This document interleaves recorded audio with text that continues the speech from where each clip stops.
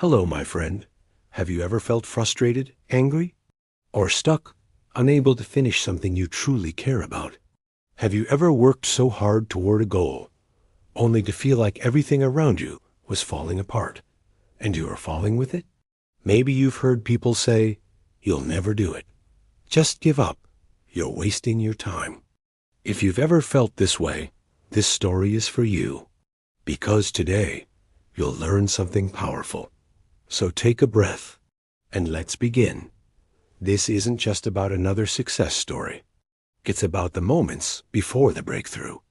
It's about finding the strength in the struggle and the light in the darkness. Remember, every great journey starts with a single step, often taken when you feel most alone. Stay with me, because what comes next might just change how you see your own path. This story begins in a small, peaceful village, nestled right at the edge of something extraordinary. For generations, the villagers simply called it the Impossible Mountain. It was a name spoken with a mix of reverence and caution. The mountain was steeper than any other peak they knew, its jagged cliffs disappearing into the sky. It was taller than the clouds, a colossal giant that watched over their quiet lives. Over the years, many brave souls had tried to conquer it, their hearts filled with ambition. They started their climb full of hope, but the mountain always won. None had ever reached the top, its summit remaining a mystery, a legend whispered from one generation to the next. The mountain was a constant reminder of the line between human limits and the vast, untamable wild. And in this village, a young boy would look up and dream. He didn't see an obstacle. He saw a challenge, a silent invitation. Every morning, as the first rays of sunlight touched the peak, he would stand at the edge of the village and just stare.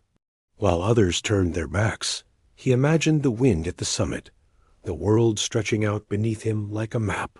He dreamt of the feeling of standing on top, looking down at the place everyone said was the limit. For him, it wasn't an end. It was the beginning of an adventure. The next day, the boy began his climb. The mountain showed no mercy, its jagged peaks piercing the sky like broken teeth. Every step was a new challenge, every handhold a fragile promise. Hours blurred into a grueling test of will. His muscles screamed, his breath ragged in the thin, cold air. The wind howled, a relentless voice whispering doubt. His strength faded with the dying light, his resolve strained to its absolute limit. And then, in a moment of exhaustion, his grip failed. He fell. But this wasn't the end. This fall was just the beginning of his real story. He sat there, halfway up the mountain, every muscle aching. Down below, the villagers were just small figures, but their gestures were clear. They pointed, they shook their heads. He could almost hear their whispers carried on the wind, the same words they'd said before he even started. "We warned you," one might be saying. "It's impossible," another would add. "Just give up." Their doubts echoed in his mind, a chorus of disbelief. He looked at his scraped hands and the long, steep path still ahead. The fall hadn't hurt nearly as much as their certainty that he would fail. Their words were like stones, heavy and sharp, and for a moment he almost believed them. He was just one small boy against a giant mountain, after all. What was he thinking? That evening, the boy walked until he reached a quiet river. He sat there in despair, believing the mountain had defeated him. The water flowed gently, a silent witness to his sadness. A soft mist began to rise, blurring the line between the riverbank and the boy's reflection on the surface. He saw himself mirrored in the water, a solitary figure against the beautiful, indifferent sunset. The sky bled into hues of orange and pink, but its beauty brought him no comfort. In that moment of stillness, with only the whisper of the water for company, he felt utterly alone. The weight of his failure pressed down on him, heavier than any stone. He thought his journey was over, that his strength had run out. But sometimes it's in our lowest moments, when we feel most lost, that we find the quiet space needed to hear our own heart again. He had tried to climb the great mountain looming over his village, but he had failed again and again. The whispers of doubt echoed in his mind, telling him to give up. Suddenly, a gentle voice spoke. "Why do you look so troubled?" An old man, with kind eyes and a peaceful smile, stood beside him. The boy poured out his heart, the mountain, the failures, the urge to quit. The old man simply pointed to the river. "Water does not break stone by force," he said softly, "but by never stopping.